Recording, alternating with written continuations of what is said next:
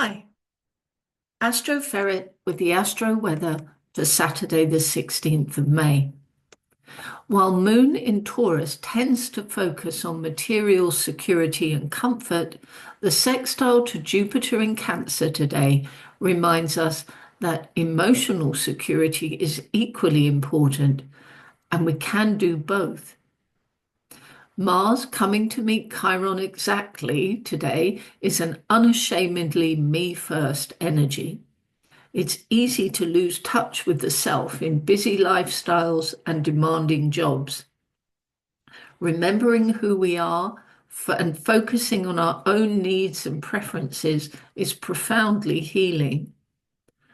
While Mars is still in Aries, transiting the final degrees here, this project to restore, resurrect, and celebrate individuality has an urgent now or never feel to it. The new moon occurs just after 9 in the evening. All new moons are new beginnings, and this one prompts us to make commitments around Taurian themes, being grounded, calm, peaceful, careful with money and resources, invested in comfort and security, and buoyed up by our enjoyment of the natural world and the beauty of art.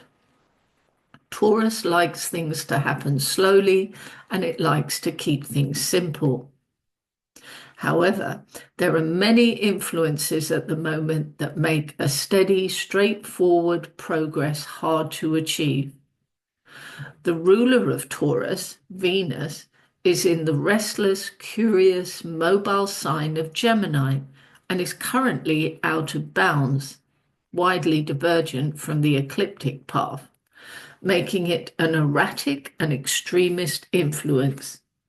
And Uranus, the planet of surprise, disruption, and chaos, is very close by, just a few degrees ahead of the new moon at the start of Gemini. The moon itself is also out of bounds, and in that circumstance, the moon tends to reflect emotional extremes and sometimes physical stress. The answer is in the comforts of Taurus, spending time in nature, watching the flourishing of spring, watching the animals, eating and sleeping, and trying to keep things simple. Using those strategies will soothe a frazzled nervous system. We need to keep a rein on chaos, but look out for the positives of a Uranian energy. That's unexpected solutions, flashes of inspiration, events and changes that, while perhaps disturbing and unwelcome at first, in fact bring opportunities to build the material security that we need as a base for a successful life. It's just not happening the way we thought it would. Ceres conjunct to this new moon, like this morning's Jupiter in Cancer contact, brings in the importance of nurturing and care of others, care of the self, and care of our personal projects. We can set our objectives out at new moon, but sustained focus and attention is what will see things materialize.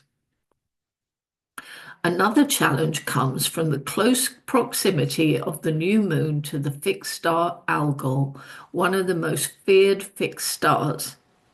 Algol is associated with misfortune, jealousy, and extremes of passion, also falls from the height of power. This is most likely to be observed in the wider world picture than in a personal story, unless there are particular difficult connections to this degree in one's birth chart. Our strategy for the month ahead is staying calm, keeping it steady, taking care of ourselves physically and emotionally. We need to honor and stay true to ourselves and our own unique path. When, out of the blue, curveballs of fate hit, ask if there is a benefit there somewhere. Asteroid wisdom today comes from a square to Saturn by asteroid Hygeia. Hygeia is concerned with preventative medicine. This aspect suggests we need to be disciplined about eating well and sleeping and getting fresh air and exercise. Hygeia in Cancer also highlights the need to check our homes are healthy, restorative environments, clean, maintained, and ordered to support health and success.